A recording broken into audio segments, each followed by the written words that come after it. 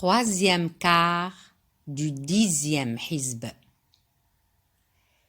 Il n'y a rien de bon dans la conversation secrète qu'ils tiennent, sauf lorsqu'il s'agit d'ordonner une aumône, d'accomplir une bonne action ou de rétablir la paix entre les hommes. Celui qui agit ainsi pour plaire à Dieu, nous lui attribuerons une magnifique récompense. Mais celui qui se détache volontairement du prophète, après avoir eu connaissance de la voie du salut, pour suivre un chemin autre que celui des croyants, celui-là nous l'abandonnerons au destin qu'il s'est choisi et nous le précipiterons ensuite dans la gêne pour qu'il y subisse son triste sort. Dieu ne pardonne pas qu'on lui associe quoi que ce soit, mais il pardonne à qui il veut des péchés de moindre importance, car qui associe à Dieu s'égare profondément. Mais, au fond, qu'invoque-t-il en dehors de Dieu, sinon des symboles féminins, ainsi qu'un démon rebelle que Dieu a maudit et qui a eu l'insolence de dire au Seigneur, « Je prendrai de tes serviteurs une partie déterminée. Je les égarerai, je leur inspirerai de vains espoirs, je les inciterai à fendre les oreilles du bétail et je leur ordonnerai d'altérer la création du Seigneur. Quiconque prendra Satan pour maître à la place de Dieu est voué à une perte certaine. Car Satan fait des promesses aux hommes et les berce de vains espoirs, mais ces promesses sont toujours trompeuses et illusoires. Ceux qui le suivront auront pour séjour l'enfer auquel ils ne pourront échapper.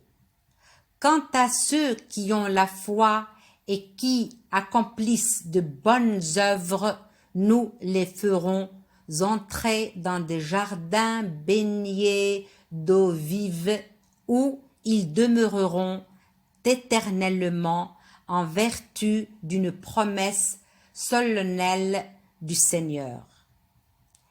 Et quelle promesse est plus digne d'être crue que celle du Seigneur? Votre salut ne dépend ni de vos souhaits, ni des souhaits des gens des Écritures. Quiconque fait du mal aura à en répandre et ne trouvera personne en dehors de Dieu pour le protéger ou le secourir. Tous ceux, hommes ou femmes, qui, en revanche, auront accompli de bonnes œuvres, tout en ayant la foi, seront admis au paradis.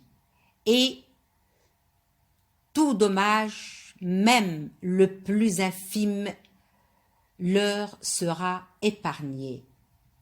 Qui donc professe une meilleure religion que celui qui se soumet à Dieu tout en faisant le bien et en suivant le culte d'Abraham, ce monothéiste exemplaire dont Dieu a agréé l'amitié.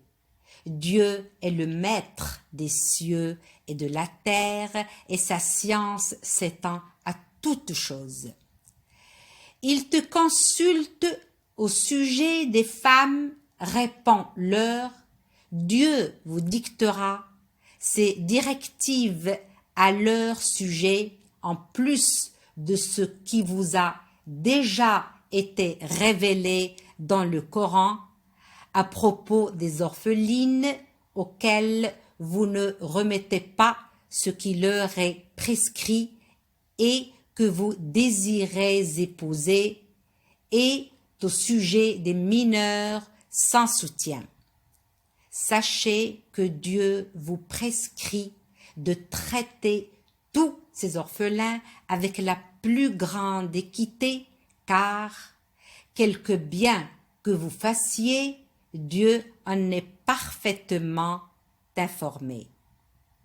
Au cas où une femme constate de la part de son mari une attitude hostile ou un certain refroidissement, il n'y a aucun inconvénient à ce que les deux époux s'ingénient à trouver une formule qui leur permette de se réconcilier, car rien ne vaut la réconciliation, étant donné que l'égoïsme est inhérent à la nature humaine.